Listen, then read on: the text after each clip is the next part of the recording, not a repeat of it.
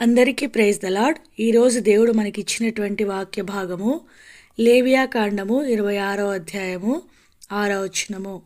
ఆ దేశంలో నేను మీకు క్షేమము కలగజేసేదను. దేవుడు ఈ యొక్క వాక్యము ఈ దినం మనకు అనుగ్రహించాడనమాట. దేవుడు మనకు క్షేమాన్ని ఇస్తాననేటువంటి మాట ఇక్కడ చెప్పబడుతూ ఉన్నదనమాట. నూతన సంవత్సరంలో మనం వాగ్దానం తీసుకునేటప్పుడు కూడా ఈ యొక్క వాగ్దానము చాలామందికి వచ్చేటువంటి వాగ్దానమే ఈ యొక్క వాగ్దానం అన్నమాట. అయితే ఏ వాగ్దానంకైనా దేవుడు మనకు ఒక మాట ఇచ్చేటప్పుడు దానికి ముందు ఒక షరతులాగా మనకు ఒక మాటను ఇస్తాడనమాట. నువ్వు ఇది చేస్తే నేను ఇది చేస్తాను అనేటువంటి మాట దేవుని వాక్యంలో అనేకమైనటువంటి వాగ్దానాలకు ముందుగా మనము చూస్తామన్నమాట. అయితే మనకిచ్చినటువంటి ఈ యొక్క వాగ్దానము మనం చేసేటువంటి పనిని బట్టి ఇవ్వబడుతూ ఉన్నట్లుగా మనము ఈ యొక్క మొదటి వచనంలో చూడవచ్చు అన్నమాట. ఇక్కడ గమనించినట్లయితే లేవియా కాండం 26వ అధ్యాయము మొదటి వచనం చూస్తే, మీరు నా కట్టడలను బట్టి నడుచుకొని నా ఆజ్ఞలను ఆచరించి వాటిని అనుసరించి ప్రవర్తించిన ఎడల. ఇక్కడ మన ప్రవర్తన గురించి దేవుడు మాట్లాడుతూ ఉన్నాడు. రెండు ప్రాముఖ్యమైనటువంటి విషయాలు మన ప్రవర్తనలో ఉండాలని దేవుడు కోరుతూ ఉన్నాడనమాట. ఆ రెండు ఏంటంటే కట్టడలు, తర్వాత ఆజ్ఞలు. దేవుడిచ్చినటువంటి ఆజ్ఞలు, దేవుడిచ్చేటువంటి కట్టడలు మన జీవితంలో ఆచరించాలి, తర్వాత అనుసరించాలి అనేటువంటి విషయాన్ని దేవుని వాక్యంలో దేవుడు తెలియజేస్తూ ఉన్నాడు. కట్టడలను ఆచరించాలి, ఆజ్ఞలను అనుసరించి ప్రవర్తించాలన్నమాట. దేవుని యొక్క ఆజ్ఞలు మనము ఎరుగనటువంటి వారం ఎంత మాత్రమును కాదు. ఇదే దినపాఠములలో చాలాసార్లు దేవుని ఆజ్ఞల గురించి మనము మాట్లాడుకుంటూ వచ్చాం. మనమందరికీ క్రైస్తవులు అంటే 10 ఆజ్ఞలు తెలియనటువంటి వారు ఎవరు లేరనమాట. ప్రతి క్రైస్తవుడికి 10 ఆజ్ఞలు అనేటువంటివి తెలుసు. తర్వాత క్రొత్త నిబంధనలో దేవుడిచ్చినటువంటి 2 ఆజ్ఞలు, నీ పూర్ణ హృదయముతో, నీ పూర్ణ ఆత్మతో, నీ పూర్ణ వివేకముతో నీ దేవుడైన ప్రభువును ప్రేమింపవలెను అనేటువంటి మాటగా దేవుడు ప్రాముఖ్యమైనటువంటి ఒక మొట్టమొదటి ఆజ్ఞగా అక్కడ చెప్తూ వచ్చాడు. తర్వాత రెండవదిగా నిన్ను వలె నీ పొరుగువారిని ప్రేమించుము అనేటువంటి ఆజ్ఞను కూడా దేవుడు క్రొత్త నిబంధనలో కూడా ఇస్తూ వచ్చాడు. అంటే మొత్తమునకు మనము దేవుని ఆజ్ఞలు అనుసరించి ప్రవర్తించడం అంటే మనలో ప్రేమ కలిగి జీవించాలి అనేటువంటి విషయాన్ని మనకు దేవుడు తెలియజేస్తూ ఉన్నాడు. అయితే ఇక్కడ కట్టడలను ఆచరించాలి అనేటువంటి మాట మనము చూస్తూ ఉన్నాం. ఆయన కట్టడలను బట్టి మనం నడుచుకోవాలి అనేటువంటి విషయాన్ని దేవుడు తెలియజేస్తూ ఉన్నాడు. ఆయన కట్టడలను బట్టి మనం నడుచుకొని ఆయన ఆజ్ఞలను అనుసరించి ప్రవర్తిస్తే మనకేం జరుగుతుంది? క్షేమము లభిస్తుందన్నమాట. మన జీవితాల్లో మనము క్షేమమును కోరుకునేటువంటి వారంగా ఉంటామన్నమాట. ఎక్కడికైనా మనం వెళ్ళేటప్పుడుగా క్షేమంగా వెళ్ళిరండి అనేటువంటి మాటలు మనము చూస్తూ ఉంటాం. అంటే క్షేమం అనేటువంటిది చాలా మనిషికి ప్రాముఖ్యమైనటువంటి పాత్రను పోషించినట్లుగా మనము చూడవచ్చు అన్నమాట. అయితే ఈ క్షేమాన్ని దేవుడు మన జీవితంలో అనుమతించాలంటే, తర్వాత మనము ఇక్కడ ఆ క్షేమం గురించి ఒక మాటలు మాట్లాడటం లేదు, కానీ ఇక్కడ చాలా రకమైనటువంటి ఆశీర్వాదాలని మనము చూడవచ్చు అనమాట. అంటే ఆయన కట్టడలు, ఆయన ఆజ్ఞలను మనం అనుసరిస్తే దేవుడు ఎన్నో మేలులు చేస్తూ ఉంటున్నాడు.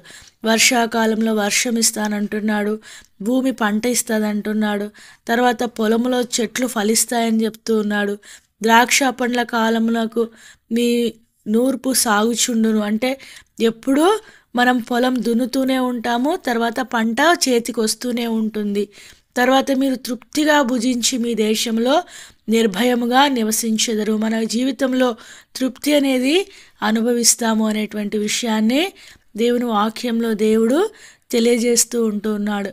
ఎవరి వలన కూడా మనకు భయం అనేది లేకుండా క్షేమంగా మనం పడుకుంటాము అనేటువంటి మాటలు ఇక్కడ దేవుని వాక్యంలో మనము చూస్తూ ఉన్నాం. ఈ యొక్క 26వ అధ్యాయము మొదటి 2 వచనాలు, 3, 4 ఈ వచనాలన్నీ మనం చదివినట్లయితే దేవుడు మనకిచ్చేటువంటి ఆశీర్వాదాలన్నీ కూడా ఇవ్వబడుతూ ఉంటూ ఉన్నాయి. కేవలం ఈ ఒక్క ఆశీర్వాదమే ఆయన కట్టడలను అనుసరిస్తే, ఆజ్ఞలను అనుసరించి నడిచినప్పుడు ఇస్తానని చెప్పట్లేదు. కానీ మన ఈ యొక్క లోకంలో మన జీవనోపాధికి సంబంధించినటువంటి, మన యొక్క జీవన విధానమునకు సంబంధించినటువంటి ఆ యొక్క లాభములు, ఆ యొక్క క్షేమము, ఆ యొక్క ఆశీర్వాదములన్నీ కూడా దేవుడు మనకిస్తానని దేవుడు తెలియజేస్తూ ఉంటూ ఉన్నాడు. అయితే మనం గ్రహించవలసినటువంటి విషయం ఏంటంటే, ఆయన కట్టడాలంటే ఏంటివి, ఆయన ఆజ్ఞలంటే మనందరికీ తెలుసు. ఇందాక మనము కొన్ని మాటలు చెప్పుకుంటూ వచ్చాం. 10 ఆజ్ఞలు: దొంగలించకూడదు, అబద్ధం ఆడకూడదు, వ్యభిచరించకూడదు, నీ పొరుగు వానిది ఏది ఆశించకూడదు అనేటువంటి మాటల్ని మనము చూస్తామన్నమాట. నేను తప్ప వేరొక దేవుడు మీకు ఉండకూడదు, విశ్రాంతి దినమును పరిశుద్ధంగా ఆచరించాలి, తల్లిదండ్రులను సన్మానించాలి. ఇలాంటి ఆజ్ఞలన్నిటినీ మనము ఎరుగుదాం అనమాట. వీటన్నిటినీ మనం అనుసరించి ప్రవర్తించాలి అనేటువంటి విషయాన్ని దేవుడు తెలియజేస్తూ ఉంటూ ఉన్నాడు. అయితే కట్టడలను అనుసరించి నడుచుకోవాలి అంటూ వచ్చాడనమాట. అయితే దేవుడు కట్టడలు ఏమిచ్చాడు అనేది మనం చూసినట్లయితే, బైబిల్ గ్రంథంలో పాత నిబంధనలో ఇజ్రాయేళ్ల ప్రజలకు దేవుడిచ్చినటువంటి కట్టడములు అనేకములు అనమాట. అవన్నీ మనం ఇప్పుడు చూడటం లేదు. కానీ ఒక నిత్యమైనటువంటి కట్టడ దేవుడు వారికి ఇస్తూ వచ్చాడు. దాన్ని మనము చూస్తాం ఈ దినాన. నిర్గమాకాండం 12వ అధ్యాయము 14వ వచనం మనం చూసినట్లయితే, కాబట్టి ఈ దినము మీకు జ్ఞాపకార్థమైనదగును, మీరు యెహోవాకు పండుగగా దాన్ని ఆచరింపవలెను, తరతరములకు నిత్యమైన కట్టడగా దాన్ని ఆచరింపవలెను అనేటువంటి మాట మనకి ఇక్కడ కనబడుతూ ఉన్నదనమాట. అంటే ఇక్కడ ఒక పండుగ గురించి దేవుడు మాట్లాడుతూ ఉంటూ ఉన్నాడు. తర్వాత ఈ యొక్క పండుగ ఖచ్చితంగా మీరు ఆచరించాలి అనేటువంటి మాట కూడా చెప్తూ ఉంటూ ఉన్నాడు. తర్వాత ఏమంటూ ఉన్నాడంటే, ఇది తరతరములకు నిత్యమైన కట్టడగా, అది దేవుని యొక్క వాక్యంలో దేవుడు అంటే ఇది ఒక నిత్యమైన కట్టడ, ఇది ఈ తరంకే కాదు, తరతరములకు నిత్యమైన కట్టడ అనేటువంటి మాట దేవుడికి రాయిస్తూ ఉంటూ ఉన్నాడు అనమాట. అయితే ఈ యొక్క పండుగ ఏంటి, ఈ యొక్క దేవుడు ఇచ్చేటువంటి ఆ యొక్క నిత్యమైనటువంటి కట్టడ ఏంటి అనేది మనం చూసినట్లయితే, ఈ యొక్క అధ్యాయం అంతా మనం చదివినట్లయితే 12వ అధ్యాయంలో 1 వచనం నుంచి 28 వచనాలు మనం చదివితే, ఈ యొక్క పండుగ గురించి, ఈ యొక్క పండుగ ఎందుకు చేస్తున్నారు అనేటువంటి దాని గురించి స్పష్టంగా మనకు తెలియజేయబడుతూ ఉంటున్నదనమాట. ఇక్కడ 17వ వచనంలో మనం చూసినట్లయితే, ఈ యొక్క పండగ ఎందుకు నిత్యమైనటువంటి కట్టడగా ఇవ్వబడింది అనేది మనం చూస్తే, ఈ దినమందే నేను మీ సమూహములను ఐగుప్తు దేశంలో నుండి వెలుపలికి రప్పించి తిని గనుక మీరు మీ తరములన్నిటిలో ఈ దినమును ఆచరింపవలెను, ఇది మీకు నిత్యమైన కట్టడగా ఉండును.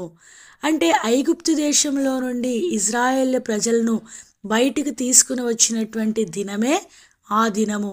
ఆ దినము నిత్యమైనటువంటి కట్టడగా మీరు ఆచరించాలి అనేటువంటి విషయాన్ని దేవుడు ఇక్కడ తెలియజేస్తూ ఉంటూ ఉన్నాడు అనమాట. ఇదే లేవియాకాండం 12వ అధ్యాయము 42వ వచనంలో మనం చూసినట్లయితే, ఆయన ఐగుప్తు దేశంలో నుండి వారిని బయటికి రప్పించినందుకు ఇది యెహోవాకు ఆచరింపదగిన రాత్రి.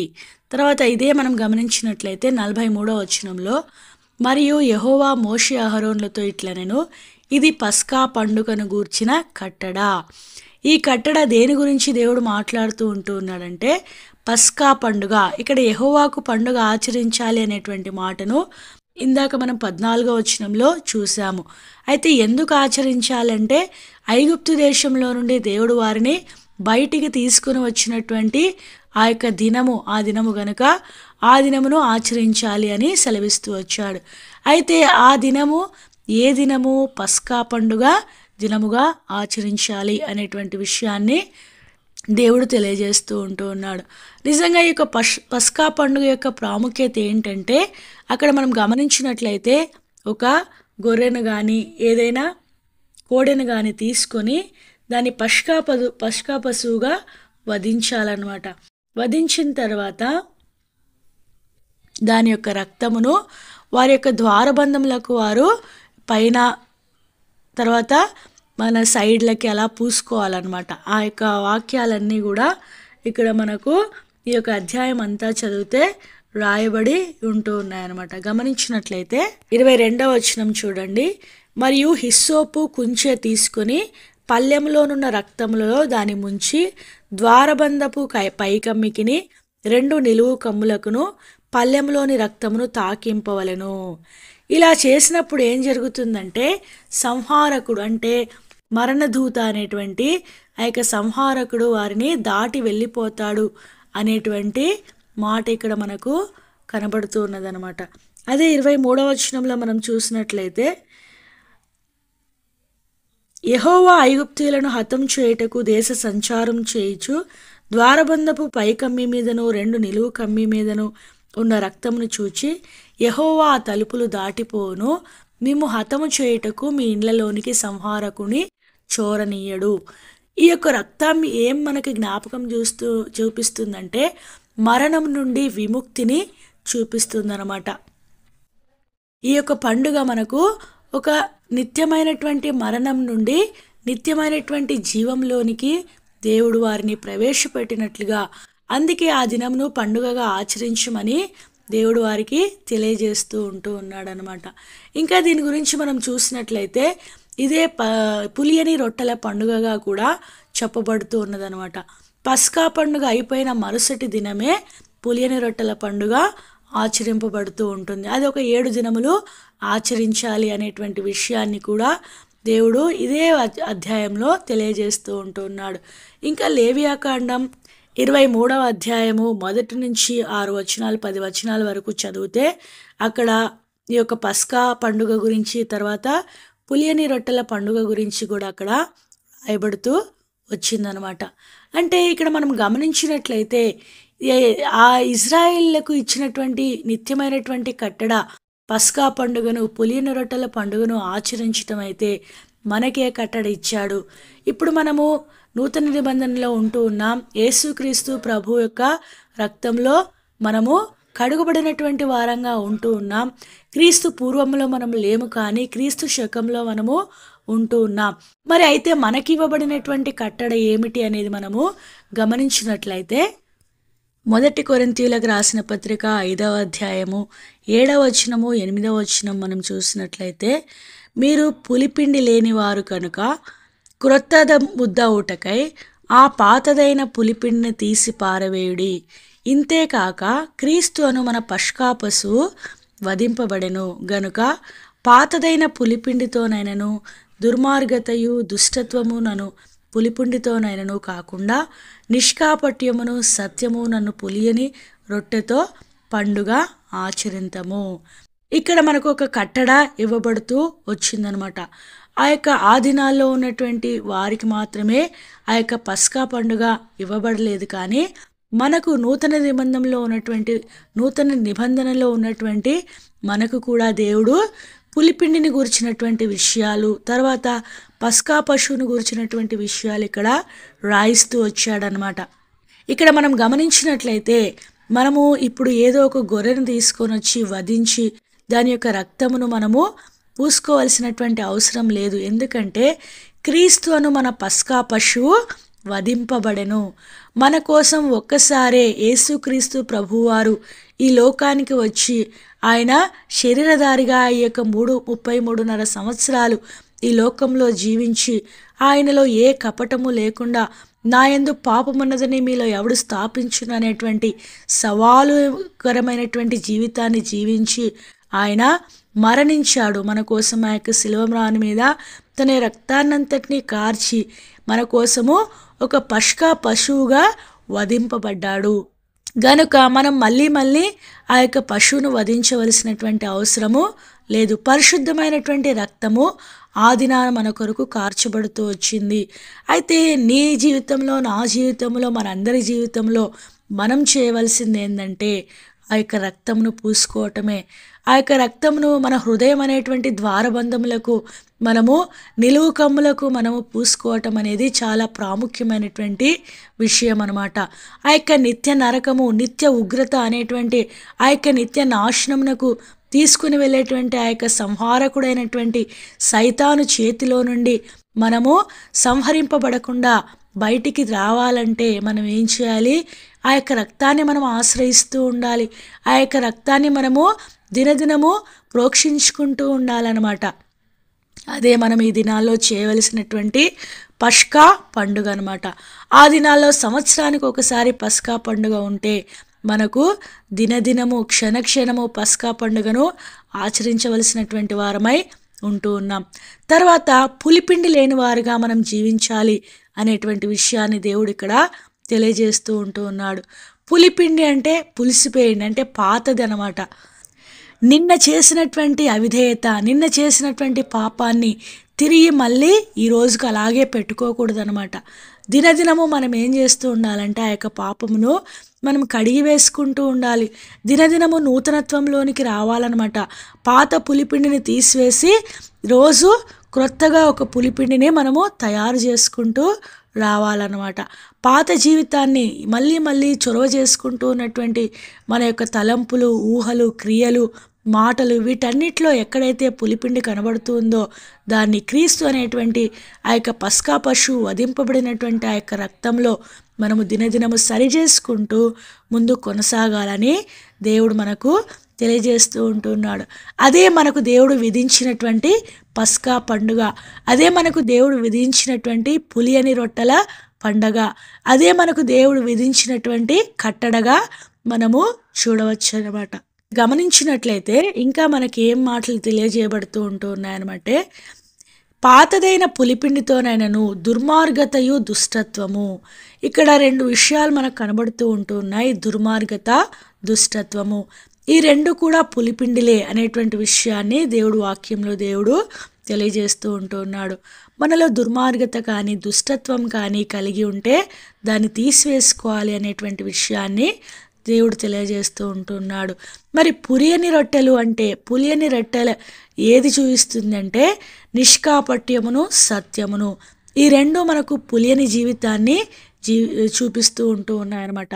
ఎల్లప్పుడూ మనము నిష్కపటమైనటువంటి జీవితాన్ని జీవిస్తూ సత్యమును అనుసరిస్తూ మనం జీవించినప్పుడు తప్పకుండా మనం ఏం చేయబడతామంటే ఆయన కట్టడలను ఆచరించి నడుచుకున్నటువంటి వారంగా మనం ఉంటాం. తద్వారా మనము జీవించేటువంటి దేశంలో, మనము బ్రతుకుతూ ఉన్నటువంటి ఈ యొక్క లోకంలో మనకేం కలుగుతుందంట అండి? క్షేమము కలుగజేస్తాడు. కావున నీ జీవితంలో, నా జీవితంలో ఇటువంటి నిష్కపటమైనటువంటి జీవితాన్ని, తర్వాత సత్యమును అనుసరించేటువంటి జీవితాన్ని జీవిస్తూ పాతదైనటువంటి పులిపిండిను దినదినము మనము ఆ యొక్క క్రీస్తు రక్తంలో సరిచేసుకుంటూ మన యొక్క సొంత రక్షణను కొనసాగించుకుంటూ మనము అలాగున ముందు కొనసాగాలి. అదే మనకు నియమింపబడినటువంటి కట్టడ. ఆ కట్టడను అనుసరించి మనం ఎల్లప్పుడూ క్షేమం పొందాలని దేవుడి దినాన మనకు తెలియజేస్తూ ఉంటూ ఉన్నాడు. అలాగున నిన్ను నన్ను దేవుడు సిద్ధపరచునుగాక. మరొకసారి మనకి ఇచ్చినటువంటి వాగ్దానమును దేవుడు చదువుకొని ముగించుకుందాం. లేవియాకాండము 26వ అధ్యాయము 6వ వచనము. ఆ దేశంలో నేను మీకు క్షేమము కలుగజేసేదను. ఆయన కట్టడలను అనుసరించి ఆయన ఆజ్ఞల ప్రకారం మనమును ప్రవర్తించి ఈ యొక్క వాగ్దానమును మనము స్వతంత్రించుకుందుముగాక. దేవుడు ఈ కొన్ని మాటలను దీవించి ఆశీర్వదించునుగాక. ఆమెన్.